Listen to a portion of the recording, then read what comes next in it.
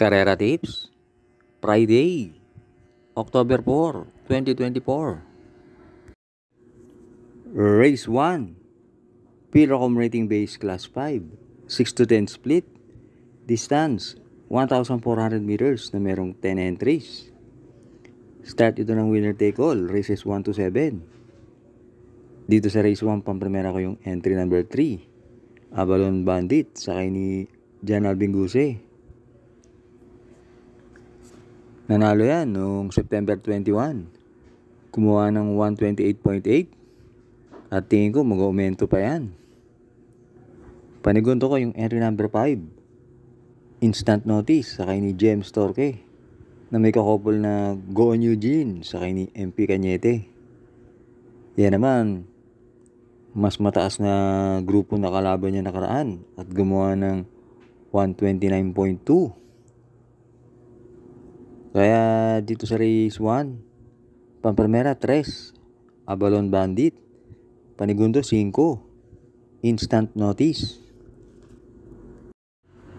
Race 2, Pilocom Rating Base Class 5, 11 to 15, split, distance 1,200 meters na merong 8 entries.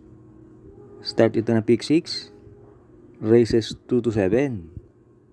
Dito sa race 2, pampremera ko yung entry number 7, Animo Lasal, sakay ni JB Hernandez.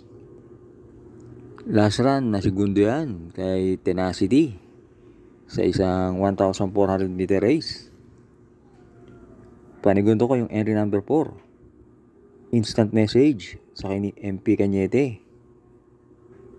Yan si Instant Message na tersero sa karera nila Iris Advocacy. Kaya dito sa race 2, pampremera 7, Animo Lasal, panigundo 4, Instant Message. Race 3, Pilocom Rating Base Class 5, 6 to 10 split, distance 1,400 meters na merong 10 entries. Start ito na pick 5, races 3 to 7. Dito sa race 3, pampremera ko yung matulin na entry number 5, Axis Deviation sakay ni JB Bakikay. Tingin ko masusolo area yan. At panigundo ko yung entry number 9, No Senyang sakay ni JB Hernandez. Gamay na ni JB yan at yan si No Senyang dito sa grupong 6 to 10 laging nananalo. Kaya dito sa race 3, pampremera 5, Axis Deviation, panigundo 9, No Senyang. Race 4, Pilocom Rating Base Class 5, 11 to 15, split, distance 1,200 meters na merong 8 entries. Start dito ng pick 4, races 4 to 7. Dito sa race 4, pampremera ko yung entry number 2, Unli Burn sakay ni MP Cañete. Tingin ko isusunod lang yan si Unli Burn dahil matulin yung 3 at 6. At sakto lang naman kay Unli Burn ang distansyang 1-2. Panigundo ko yung entry number 5, Bisyo Magserbisyo sakay ni JB Hernandez. Last run, maganda na tinakbo niyan. Na tersero sa isang 1,200 meter race.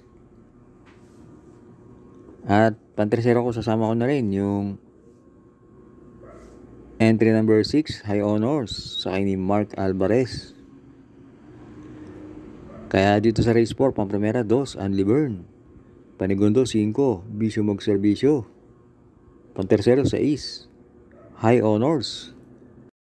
Race 5 na tayo, Pilocom Rating Base Class 4, 22 to 27, distance 1,400 meters na merong 10 entries but 9 in betting option.